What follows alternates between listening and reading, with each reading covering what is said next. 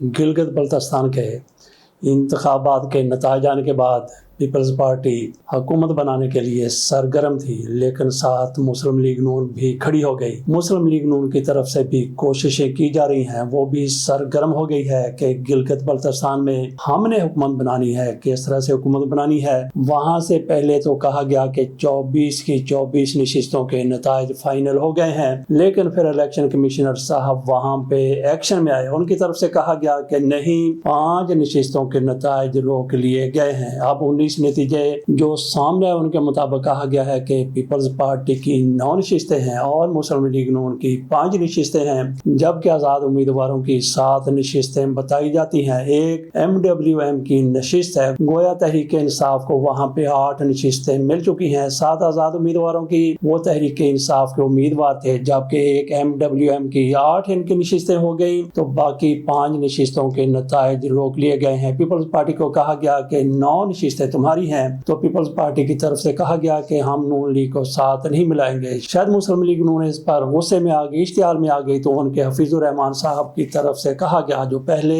وہاں کے وزیر اعلیٰ رہ چکے، انہوں نے کہا کہ ہمارے پاس بھی نمبر پورے ہیں۔ ان کے پاس کیسے نمبر پورے ہو سکتے ہیں، کیونکہ ان کی تو 5 نشستیں ہیں، پیپلز پارٹی کی 9 نشستیں ہیں، تو باقی جن پر دوبارہ انہوں نے پولنگ کا کہا ہے، الیکشن کمیشن کی طرف سے کہا گیا جن 5 نشستوں کے نتائج روکے گئے ہیں وہاں پہ الیکشن ہونا ہے۔ وہاں پہ الیکشن ہوگا تو مسلم لیگ نون کی طرف سے وہ نشستیں اپنے کھاتے میں ابھی سے ڈالی گئی ہیں۔ پیپلز پارٹی کی 9 نشستیں ہیں، جبکہ مسلم لیگ نون کو اگر 5 وہ مل جاتی ہیں، 5 ان کی اپنی ہیں، تو وہ ان کی نشستیں ہو گئی 10۔ پیپلز پارٹی سے 1 نشست ان کی زیادہ ہو گئی، تو یہ ایکشن ریپلے ہے 2024 کے انتخابات کا۔ ادھر وزیر اعظم شہباز شریف صاحب کی طرف سے آصف علی زرداری کے ساتھ ملاقات کی گئی، بلاول بھٹو زرداری بھی وہاں پہ موجود تھے، تو شہباز شریف نے کہا کہ یہ نوجوان ہمیں کاٹ گیا ہے، تو اس پر آصف علی زرداری نے کہا کہ آخر بیٹا کس کا ہے، پتر کس کا ہے؟ تو لوگوں نے سمجھ لیا کہ شاید آصف علی زرداری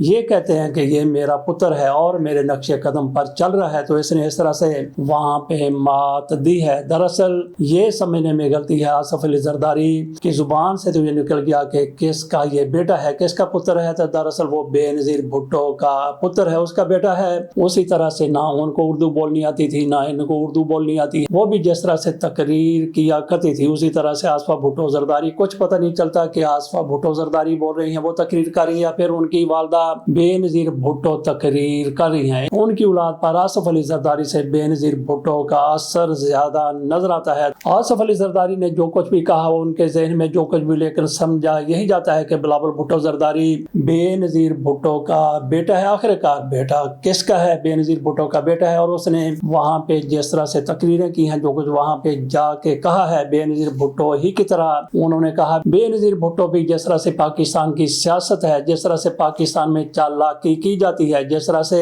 شاطری دکھائی جاتی ہے، بے نظیر بھٹو بھی کسی سے کم نہیں تھی۔ بہرحال آصف علی زرداری کی طرف سے یہ کہا گیا، بات ہم یہ کہہ رہے تھے کہ وزیر اعظم کی طرف سے پاکستان کا سب سے بڑا دکھنے والا عہدیدار، اس کی طرف سے مبارکباد دے دی جاتی ہے، تو ناظرین یہ بھی ایکشن ریپلے ہے۔ کس کا ایکشن ریپلے ہے؟ 2024 کے انتخابات کا۔ ایک تو اس طرح سے ایکشن ریپلے ہے کہ اس موقع پر بھی جس طرح سے فارم 47 چلا، بالکل اسی طرح سے بھی یہاں بھی چلا۔ اس میں جس طرح سب سے مسلم لیگ نون کو نشستیں ملی تھی، اس طرح سب سے ان کو یہاں بھی نشستیں مل گئی، بلکہ اس سے بھی 1 سیٹ زیادہ نون لیگ کو مل گئی۔ دوسرا ایکشن ریپلے یہ ہے کہ جیسا وزیر اعظم کی طرف سے مبارکباد دی گئی، اسی طرح سے 2024 کے انتخابات کے بعد مسلم لیگ نون کی طرف سے ہتھیار ڈال دیے گئے تھے، اور اس کی طرف سے حکومت سازی کی کوئی بھی کوشش نظر نہیں آتی تھی۔ پہلے 2-3 دن یہ خاموش رہے، پھر میاں نواز شریف کو اٹھایا گیا، ان کو بتایا گیا، ان کو جس طرح سے کھڑا کیا گیا، انہوں نے کھڑے ہو کے 3 روز کے بعد وکٹری اسپیچ کر دی۔ اسی طرح سے شہباز شریف کی طرف سے پہلے مبارکباد دی گئی، اور اب تیسرے روز ان کی طرف سے اس طرح کی صورتحال آ گئی کہ اپنی حکومت سازی وہاں پہ ہوتی ہوئی نظر آ رہی ہے۔ تو ناظرین دیکھتے ہیں کہ جس طرح سے مسلم لیگ نون کی طرف سے یہ سارا کچھ کیا جا اور اس پر پیپلز پارٹی کے ہاتھوں کے، کانوں کے، سر کے،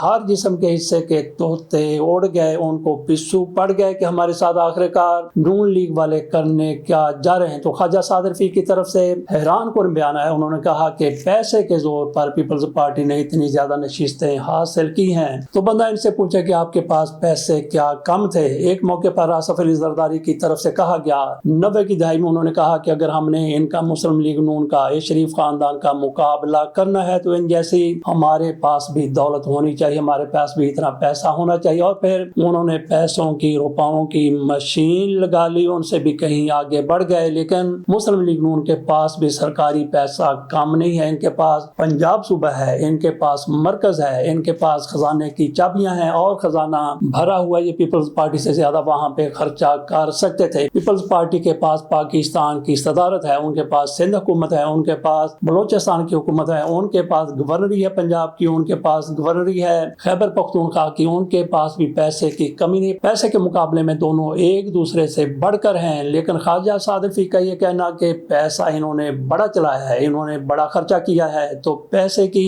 بنیاد پر یہ جیتے ہیں۔ اس سے اندازہ کیا جا سکتا ہے کہ مسلم لیگ نون والے کیا سوچتے ہیں۔ کیا وہاں پہ خواجہ سعد رفیق کی طرف سے اپنے انعامی بانڈ نہیں جھونکے جا سکتے تھے؟ ہو سکتا ہے کہ انہوں نے سوچا ہو کہ میں اپنے ذاتی پیسے ان کے لیے کیوں خرچ کروں، وہ دیکھتے رہے کہ ہمارے ساتھ اگر کچھ ہوتا ہے تو ہوتا رہے، میرے پیسے محفوظ رہیں۔ باقی بھی اسی طرح سے نون لیگی لیڈروں نے سوچا ہوگا کہ ہم اپنے پیسے کیوں لگائیں، انہوں نے اپنے ذاتی پیسے نہیں لگانے تھے۔ جس طرح سے انہوں نے وسائل جو ان کے پاس حکومتی وسائل ہیں، سرکاری وسائل ہیں، انہوں نے جھونک دیے تو یہ بھی جھونک سکتے تھے۔ بہرحال آگے چلتے ہیں۔ بیرسٹر گوہر کی طرف سے ایک موقع پر جب الیکشن ہو رہے تھے، انہوں نے کہا کہ 15 نشستیں ہماری پکی ہیں، 15 نشستوں پر ہم جیت رہے ہیں۔ لیکن جب نتائج مکمل ہو گئے تو انہوں نے کہا کہ ہم نے 7 نشستیں جیتی ہیں، جبکہ ایک MWM کی ہے۔ ایک موقع پر انہوں نے کہا کہ 8 ہماری ہیں، ایک ان کی ہماری 9 ہو گئی۔ تو ادھر ان کے وقاص اکرم صاحب جو سیکرٹری ہیں، گوہر صاحب تو چیئرمین ہے PTI کے، جبکہ وقاص اکرم صاحب سیکرٹری جنرل ہیں، ان کی طرف سے کفن پھاڑتے ہوئے کہا گیا کہ ہماری صرف 2 یا 3 نشستیں ہیں، اس سے زیادہ ہم نہیں جیتے۔ ان کی ایک فون کال لیک ہو گئی تھی جس میں یہ کسی کو کہہ رہے تھے کہ جو مرضی کہتے رہے کہ ہم جیت گئے، ہمارے ساتھ دھاندلی ہوئی ہے۔ کوئی دھاندلی نہیں ہوئی، یہ تو انہوں نے نہیں کہا کہ کوئی دھاندلی، انہوں نے کہا کہ سچ یہ ہے کہ ہماری 2 نشستیں ہیں یا پھر زیادہ سے زیادہ 3 نشستیں۔ اس طرح سے انہوں نے کفن پھاڑ کر یہ اعتراف کیا۔ لیکن اس کے ساتھ ساتھ اسد قیصر صاحب نے انہوں نے ان کے پھاڑے ہوئے کفن کو ٹانکا لگا دیا، اس کو زپ لگا دی۔ انہوں نے کہا کہ 20 نشستیں ہم جیت چکے تھے اور 20 نشستوں پر ہماری کامیابی ہو چکی ہے، جو ان کی طرف سے بہت بڑا دعویٰ کیا گیا ہے۔ دیکھتے ہیں کہ ان کے ساتھ پھر وہی ہوتا ہے جو 2024 کے انتخابات میں ہوا تھا، یا پھر ان کے لیے کوئی اور راستہ کھل جاتا ہے جس کا امکان بہت ہی کم ہے۔ اب انہوں نے تو قیصر صاحب نے 20 نشستوں کا دعویٰ کیا ہے، جبکہ گوہر صاحب 8 نشستوں کی بات کر رہے ہیں، بلکہ ایک نشست انہوں نے MWM کے ساتھ ملا کے 9 کا دعویٰ کر دیا ہے۔ تو ادھر 5 نشستیں کون سی ہیں جو کھس جانی ہے، جو کھوئی جانی ہے، جو چھینی جانی ہے، وہ انہی کی آزاد امیدواروں کی نشستیں ہو سکتی ہیں۔ کل تک جو دعویٰ کر رہے تھے کہ ہماری 8 نشستیں ان کی رہ جائیں گی 3 اور باقی 5 کدھر جائیں گی، امکان یہی ہے کہ باقی 5 مسلم لیگ نون کے حوالے کر دی جائیں گے اور ان کے لیے 3 نشستوں کا بندوبست کرنا کوئی مشکل نہیں ہوگا۔ ہو سکتا ہے کہ مسلم لیگ نون کی طرف سے کوئی ایسی جادوگری کر دی جائے کہ یہ نشستیں جو PTI کے پاس 3 رہ جائیں گی وہ ان کے ساتھ مل جائیں، تو ان کی پھر 10 سے 13 ہو جائے مسلم لیگ نون کے، اور مسلم لیگ نون والے وہاں پہ حکومت بنا کے بیٹھ جائیں۔ خواجہ سعد رفیق کی طرف سے یہ بھی کہا گیا تھا کہ چونکہ PTI کو الیکشن لڑنے نہیں دیا گیا، اس لیے انہوں نے پیپلز پارٹی کو ووٹ ڈال دیا۔ تو اس طرح سے انہوں نے پیپلز پارٹی کی جیت کو جسٹیفائی کر دیا۔ ایک تو انہوں نے پیسہ لگایا اور دوسرا PTI نے ووٹ ان کو دیا، پیپلز پارٹی کو ووٹ دیا۔ یہ نون لیگ کے ایک بڑے لیڈر دعویٰ کر رہے ہیں۔ 5 نشستوں پر دوبارہ پولنگ کا الیکشن کمیشن کی طرف سے فیصلہ صادر کیا گیا ہے۔ تو ناظرین کیا آپ کو نظر آتا ہے کہ الیکشن ہوں گے؟ ان کی طرف سے کہا گیا ہے کہ الیکشن ہوں گے، لیکن ہو سکتا ہے کہ یہی امیدوار وہاں پہ جائیں، الیکشن کمیشنر صاحب کے پاؤں میں بیٹھ جائیں اور کہیں کہ جو حکم ہے آقا ہم بھی تعمیل کرنے کے لیے تیار ہیں۔ ہو سکتا ہے کہ الیکشن کمیشنر صاحب کی طرف سے نیا فیصلہ آ جائے اور وہاں پہ دوبارہ الیکشن تو ہو جائیں، لیکن وہاں پہ کسی قسم کی کوئی تبدیلی نہ آئے، رزلٹ پر کوئی فرق نہ آئے، ان کو جیتا ہوا قرار دے دیا جائے۔ تو دیکھتے ہیں کہ ہوتا کیا ہے، کیا ہوتا ہے۔ اجازت دیجیے، اللہ حافظ۔